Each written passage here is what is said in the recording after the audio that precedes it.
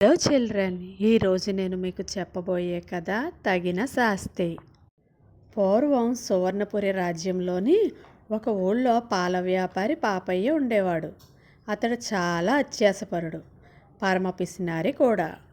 పాపయ్య ఎక్కువ డబ్బు సంపాదించాలని అత్యాసతో ఎవ్వరికీ అనుమానం రాకుండా పాలను తెలివిగా కల్తీ చేసి అందరికీ అమ్మేవాడు.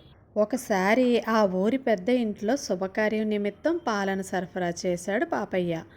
ఆశ కొద్దీ రోజు కంటే ఎక్కువ మోతాదులో కల్తీ చేశాడు. దాంతో ఆ పాలతో చేసిన పదార్థాలు తిన్న అతిథులందరూ అస్వస్థతకు గురి అయ్యారు. ఈ పాలతో తయారు చేసిన పదార్థాలు తినడం వల్లనే ఇక్కడ జనాలందరూ అస్వస్థతకు గురి అయ్యారు అని పాపయ్యను పిలిపించాడు ఆ ఊరి పెద్ద.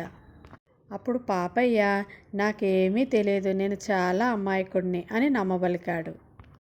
మరో మార్గం లేక ఆ వ్యాపారిని మహారాజు వద్దకు తీసుకువెళ్లారు. కొందరు పాలవాళ్లను కోటకు పిలిపించి పాల నాణ్యతను పరీక్షించమని కోరారు. వాళ్ళు పరీక్షించి అందులో కల్తీ జరిగిందని చెప్పడంతో పాపయ్యకు 1000 రూపాయల జరిమానా విధించాడు రాజు.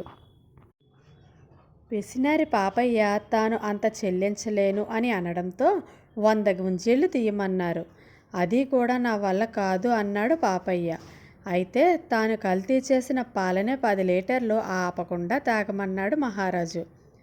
ఇదే కాస్త నయమో అనుకొని సరేనన్నాడు ఆ వ్యాపారి. కానీ సగం పాలు తాగేసరికి గుడ్లు తేలేశాడు పాపయ్య. దాంతో గుంజీలు తీస్తానన్నాడు. అవి 40 తీయగానే బేరం అన్నాడు. ఇక పాపయ్య మారు మాట్లాడకుండా 1000 వరహాలు జరిమానా కట్టి ఏడ్చుకుంటూ ఇంటికెళ్ళాడు. 1కి 3 శిక్షలు అనుభవించిన పాపయ్యకు తగిన శాస్తి జరిగిందని ఊళ్ళో వాళ్ళందరూ నవ్వుకున్నారు. అదర్రా పిల్లలు, తగిన శాస్తి. ఈ కథ కనుక మీకు నచ్చినట్లయితే ప్లీజ్ లైక్ చేయండి, సబ్స్క్రైబ్ చేసుకోండి. Thank you.